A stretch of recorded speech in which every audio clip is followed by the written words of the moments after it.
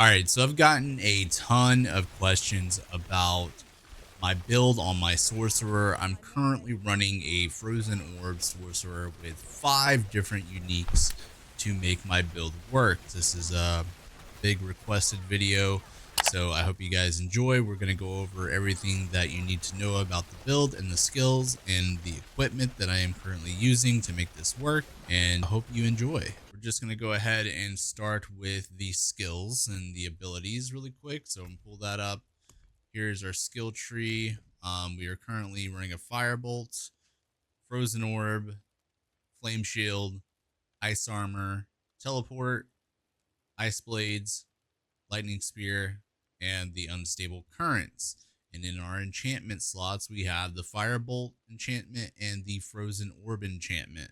So moving on, we've got 2 points into firebolt, which basically allowed us to unlock the rest of the skill tree here to move on, because we do not actually use firebolt except for in the enchantment slot. Moving on to frozen orb, we want to put 5 out of 5 in that. Go to greater frozen orb, because this is our full this is the only thing we're using currently as our main skill. You're going to want to spam as many frozen orbs as possible, and mostly it falls down to your gear set and the tempers. Devastation, we're going to pick this up for 1 point. Then you're going to go to elemental dominance. That's 3 out of 3 on that. We then go to flame shield, and you're going to want to pick up shimmering flame shield. And teleport, you're going to want to pick up shimmering teleport. All right, now this is going to allow you to get some damage reduction after you teleport, and this right here is also going to help you, stay alive. That's the plan with the flame shield, give you some life back there. We're going to get 1 point into elemental attunement. We're going to get 2 points into glass cannon. We're going to get 1 into the ice armor, and then we're going to move down to shimmering ice armor. And then we're going to go over here where we pick up ice blades with 1 point. And then we're going to go to summon ice blade. Then we're going to go over here to our other points, these little passives. Align the elements, we'll have 2. Mana shield has 3, and protection has 3. We have a 4 out of 3 here on conjuration mastery, but one of those points is from my armor, so that's going to be a 3 out of 3. And then here at the lightning spear, we have that. You're going to pick it up, pick up invoked lightning spear, and basically that will be the best case scenario for that skill. Moving on to these passives, inner flames, 1 point in there just to get on to devouring blaze. You're going to do a 3 out of 3 on devouring blaze. Moving down to these passives, we're going to pick up permafrost, 3 out of 3, icy touch, 3 out of 3, hoarfrost, 3 out of 3, and see, this is where my build's a little bit different. This is where we start switching things up. Is most builds didn't go with frigid breeze. I did, so I put 2 points into frigid breeze.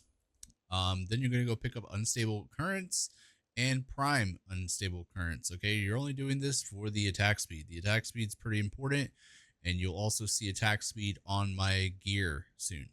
Then we also went with Veer's mastery, and that is our mastery skill that we went with. All right, starting with the Godslayer crown, unique Godslayer crown. This is it's not required, but it is helpful for pulling in nearby enemies. Whenever we freeze or immobilize an elite enemy, it will just like suck everything in, and it kind of helps double down on damage. So I really like using the crown. So moving on, your armor piece, you're definitely going to try to roll for intelligence. I went with armor because I was lacking it, and then I actually tempered on more armor, and I masterworked, and it ended up increasing my armor. So we may even reset this to hopefully go and it'll touch my maximum life or the lucky hit chance. But you want to make sure that you're able to freeze more things. So tempering on chance to freeze is important. If you are lacking the armor, you could also do that. All right. With the hands, we've got damage to frozen enemies because we do freeze enemies. So we want to be doing as much damage to frozen enemies or doing cold damage, which you will see some cold damage modifiers here in a minute.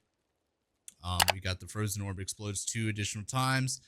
This is also important. This is one of the most important aspects on the build, in my opinion, because you want more frozen orbs exploding. You want all the damage happening, okay?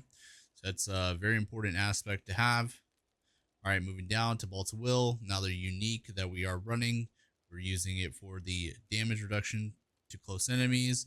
Also use it for damage and maximum resource because this is a resource hog. This build takes up so much resource. It's actually insane. And I feel like if I didn't have the build that I have with the gear, I would just have 0 mana all the time.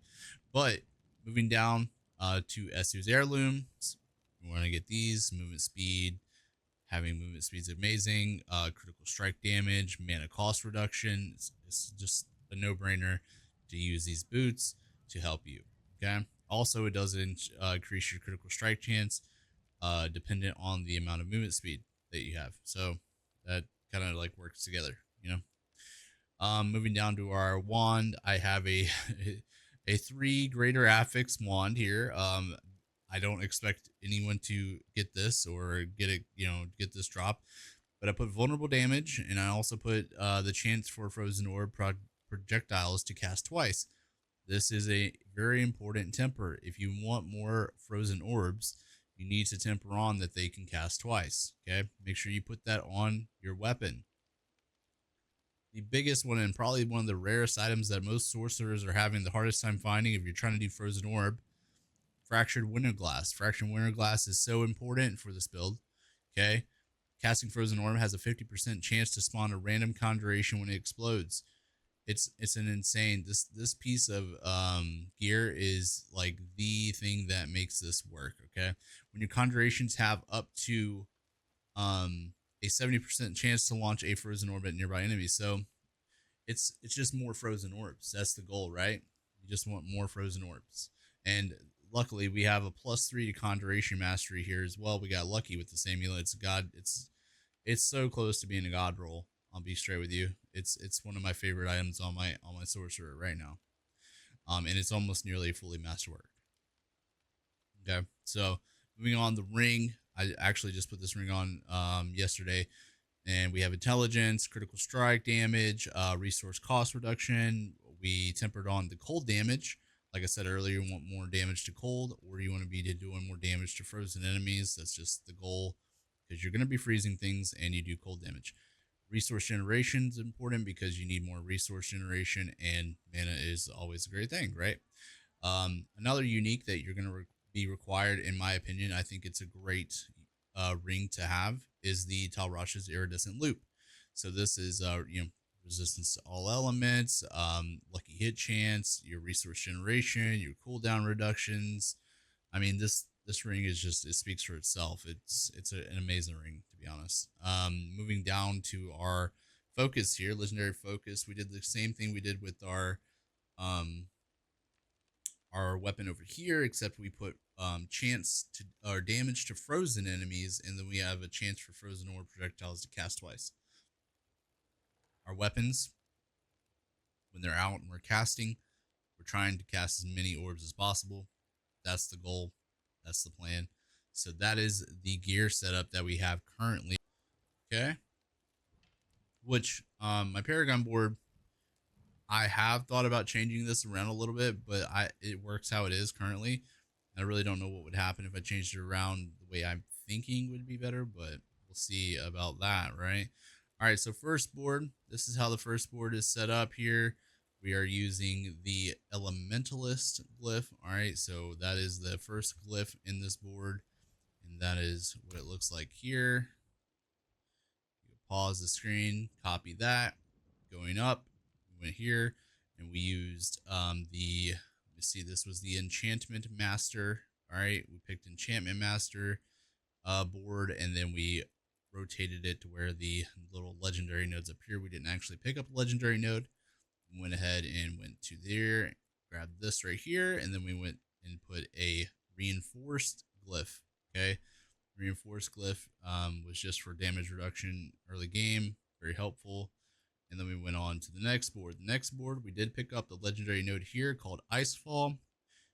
Your frost skills deal 15% increased damage to vulnerable enemies. This bonus is doubled if the enemy is also frozen. We make every enemy immediately vulnerable. Okay, so we're doing more damage to not only frozen enemies, but we're doing more damage to vulnerable enemies at the same time. Okay, here we put in the glyph control. So we put the control glyph in, and that is what we're running on this board. So pick up Icefall board, and that is the control glyph. Moving downward, we didn't go for the legendary node here, but it is the Burning Instinct. Okay. Burning Instinct is rotated to where the Burning Instinct is down here. You're going to come into the board. The glyph is going to be Destruction. Okay. I'm going to pick up Destruction. We're going to move down and we're going to exit out to the right. And then we went straight for the glyph again. We didn't go for the legendary node. We dropped Flame Feeder in here. Okay. So it just came in, dropped down, Flame Feeder, and we exited. Came down here, we went straight for the glyph. The glyph is Tactician. And then we went for the legendary node on this one, which was Frigid Fate. This board is Frigid Fate, with the glyph being Tactician. Moving off to the right, we did not go for the legendary node in this one, but this board is Searing Heat. You're going to put the glyph Exploit. Now, I thought about moving Exploit to the first board, and then moving I thought about putting Tactician in the first board and moving Elementalist over here. That was my plan for the future, potentially. I'm not 100% sure how it would work out, though. But yes, that is the build for the Frozen Orb Sorcerer that I currently have. If you have any more questions, feel free to drop them down in the comments below. This is how I have my skills set up in my skill bar, and I hope you guys enjoy.